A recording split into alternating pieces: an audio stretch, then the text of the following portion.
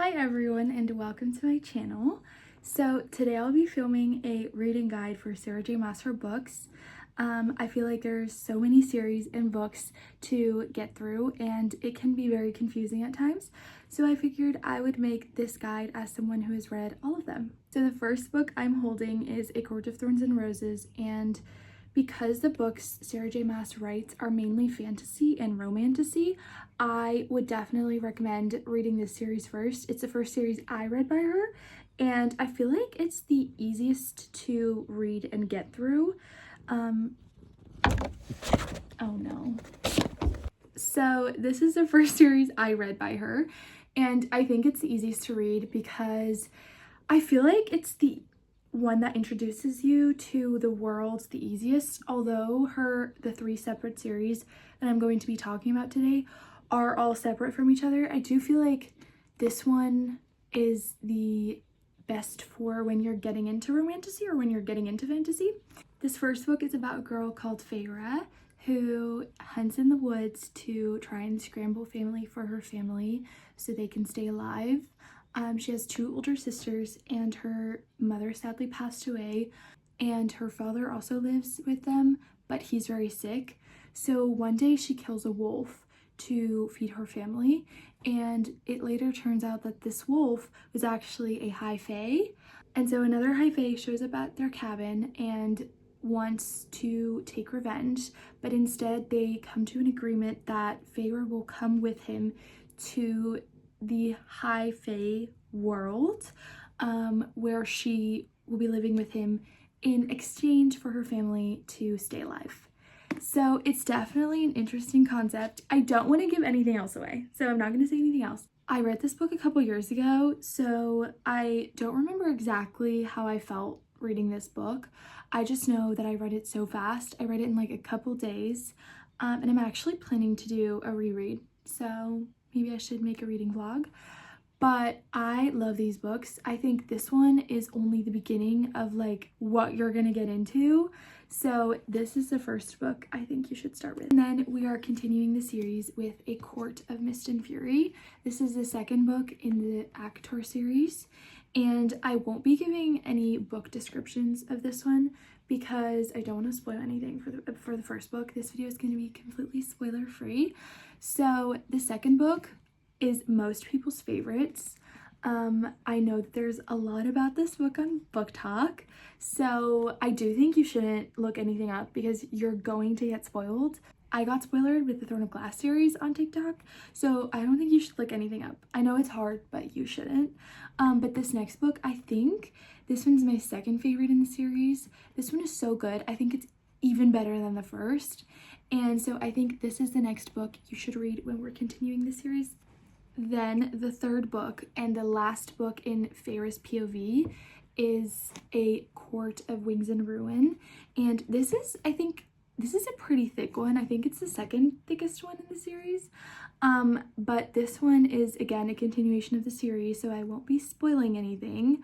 But this one is so good. It's from Feyre's POV, and it is definitely interesting. I know it looks super thick and intimidating, but I promise you're gonna fly through it. It's such a good read, and I just think these series have a special place in my heart. So this is the third one you should read. Then we have A Short Novella Break, and I do think that this one is a good read. I know it's a novella, but it's like super quick and easy, and I think it's definitely worth it to read it. It's called A Court of Frost and Starlight, and this one is set during kind of Christmas. It's not called Christmas, it's solstice, but it's kind of like Christmas. So it's definitely that feel-good, cozy vibe. And this one is again from Feyre's POV, but because it's not an actual book, I said that the third one's in her last POV, but this one's her POV as well. And I think this one is very good, kind of sets a good setup for the next book after this in the series. We have the final book in the series currently, because there are new books coming out at the end of this year. A Court of Silver Flames. This one is so thick, it's crazy. I read this one in like 5 days. I loved this book, guys. I remember this being my 5-star read.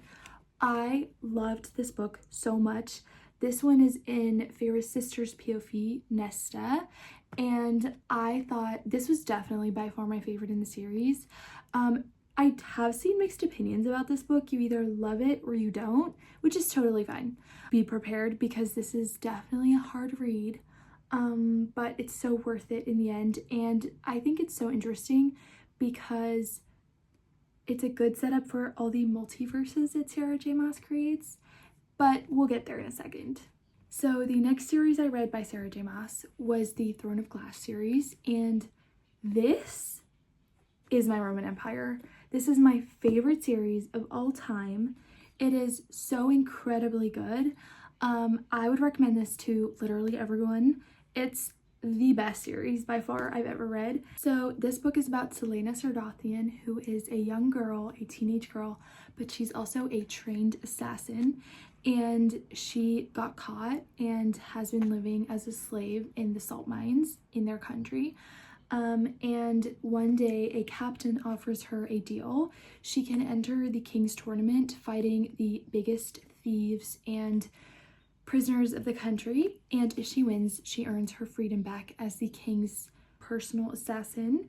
I ate this up when I was 15. This is so good. I think it's so interesting because the series starts YA, but it definitely grows into a more adult series. And there is definitely mixed opinions about the reading order of the series, but I will explain that in a second. So this is Throne of Glass. Then we have Crown of Midnight, and this is the second book in the Throne of Glass series. This is basically a continuation of Selena's journey in the series. I once again won't be giving any synopsis on this because I don't want to spoil you, but this one is so good as well. These first two are definitely just a hint of whatever she puts in this series, because in my opinion, from the third book, it starts to get real. And then we have the very controversial book, The Assassin's Blade. So you can read this one before Throne of Glass as well, because technically it is a prequel. It is a bunch of short novellas put into a book of Selena's life before she was caught and was turned into a slave in the salt mines. And that's why people think you should read it before, but I think you could do both. Honestly, I think both are good.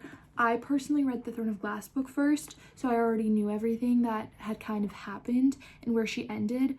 Whereas if you read this book first, you really start chronologically, so it might be more interesting and the plot twists might be bigger. So honestly, you can do either. The third book in the series is called Heir of Fire, or technically fourth, but because the other one is a prequel, I'm calling this the third book. And this one is so good. I think this feels like a whole different series, because so many new characters get introduced and they kind of all split up and go their own ways. So you follow lots of different stories and different perspectives, which I loved. And I think every single story is so interesting. And this is definitely the beginning of whatever is gonna happen next. Then you read Queen of Shadows, and this is the book where everyone is kind of reunited. All the new main characters and familiar old favorites all reunite. And this one, I remember I was on the edge of my seat. I flew through all these books. If you see them, like, these are pretty thick, but for some reason I couldn't stop reading. All these are so good.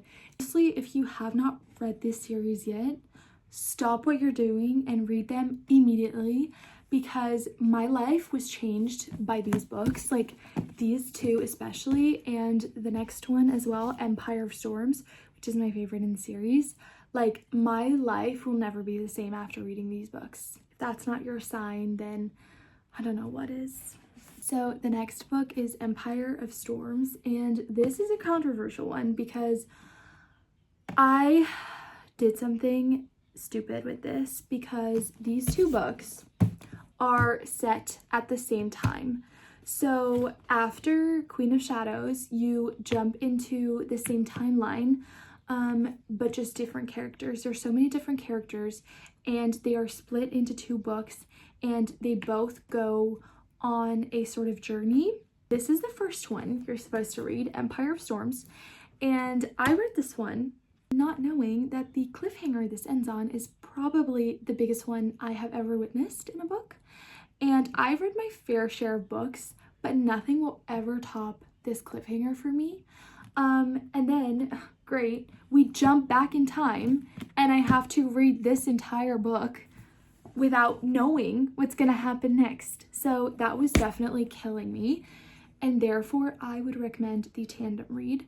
Some people have done it, some people didn't, and honestly, it was fine, but I feel like I could not properly enjoy this book because the entire time I was just thinking about this book. And I feel like to prevent that from happening, you have to do a tandem read. I will link down a tandem read below, but for those of you who are not familiar with a tandem read, you basically, because they're set in the same timeline and the same time, the author or other people have divided the book into chapters, and you basically read them both at the same time. I know it sounds crazy, and having to carry these around is definitely a bit crazy, so it would maybe be easier to read them on a Kindle, but you will read one chapter and then you will move on to the other book and read another chapter. So it's pretty crazy.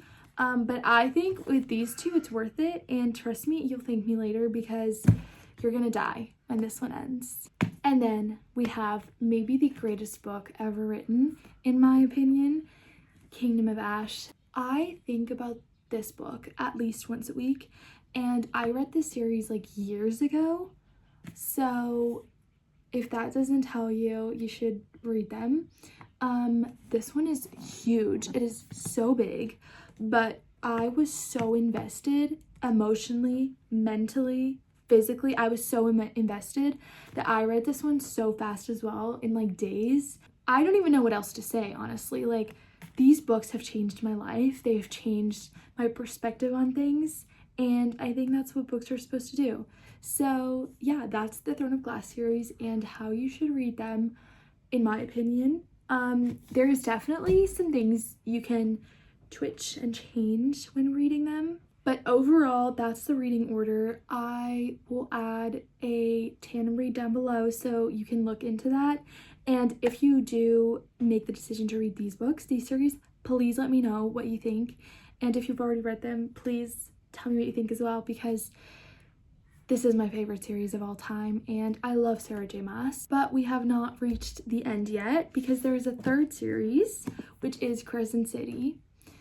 Now, I read these books a while after I finished Throne of Glass because I had to recover from that for a while, I won't lie. So then I read these, Crescent City, and there is definitely mixed opinions about these books. In my opinion, they're so good. I love Crescent City. I love the characters. I think they're so different than the other two series. I think they're a lot more mature, and I love the world set, the world building, and I love the world in this one. It's very different from the other two series that we have discussed so far. So the first book is called House of Earth and Blood, and this is definitely a thick one as well. The letters are like teeny tiny in this one. So this book is about Bryce, who lives in Crescent City, and she's always out partying and going to nightclubs because they have them here in this book, with her friends. And one night when she comes home, her best friend has gotten murdered, and no one really does anything about it. No one knows who murdered her. And then 2 years later, the murders start again, the exact same way her best friend was murdered. And so she befriends Hunt, and they together try to investigate and figure out what happened to her best friend. There's so many more elements to this, but I feel like I shouldn't say anything more. This one I thought was so different and good. I only read this series once, but I definitely want to do a reread before the new ACOTAR comes out. So this is the first book, House of Earth and Blood. The second one is a continuation of the first one. This one is called House of Sky and Breath, and this one is about Bryce and Hunt as well, but it's also about her brother, Bress's brother, Rune. And this one, guys, don't even get me started on this one. I don't want to say anything, but there is one element in these books that I love. One of my favorite characters ever is Lydia, and I just need you guys to read these books for her alone. I love her and I love Rune, and I think so many people would absolutely love these series. I just know that they're very intimidating to pick up because they're huge, but they're so good. So I promise you, you need to read this. Now, this is the final book in the Crescent City series so far. This one's called House of Flame and Shadow, and I remember waiting for this to come out and having there be so much speculation about a possible collab. I don't know, like a crossover. I feel like I should say a crossover with the Throne of Glass and ACOTAR series.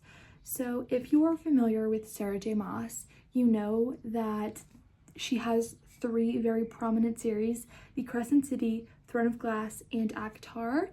And there have been rumors for a while that she's doing a crossover, and I'm not saying anything, but I think you should read this series last so far, because you'll know everyone, if you know what I mean.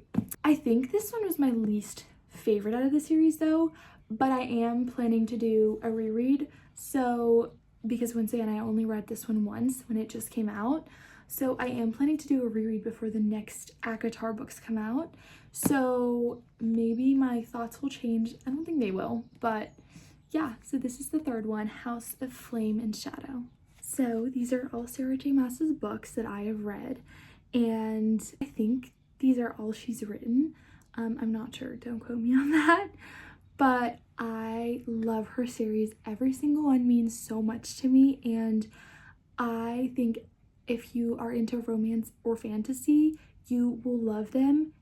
Maybe you'll love one more than the other, which is totally fine, but I love all of them so much, and I could spend hours talking about every single one of them. I am planning to do a reread, which is like the 4th time I've said this, but I feel like I should maybe do a reading vlog or like a reading wrap-up of those. So please let me know if you want to see that. Maybe I will just make it. I'm not sure, but I am so excited for the new ACOTAR to come out. They are coming out at the end of this year and the beginning of next year, which is why I feel like I need to hurry up and read these books, because I want to go through every single one of them before the new one comes out by the end of this year. So I feel like I need to get up and start reading. Anyways, I hope you guys thought this video was sort of useful. I know I didn't really say anything about the actual synopsis and like the characters and anything about the story, not too much. And that's because I don't want to spoil anyone. I feel like the best thing with Sarah J. Maas is to go into it completely blind. I just think that that's the best way to read her books. So I hope I got you guys somewhat excited to read them. And I know it looks like a lot, but you can honestly just read one series at a time. I think I read ACOTAR like 2 years before I read Crescent City, because I was just so invested in that at the time. And then, you know, you have your eras, which is so fine. But I love these books, and I hope you will too. And I hope I kind of cleared everything up about the novellas and the prequel, and especially the tandem read. It can be intimidating, but it's very doable, I promise. It's so exciting as well. If you made it to the end, I love you. Please let me know what you thought, and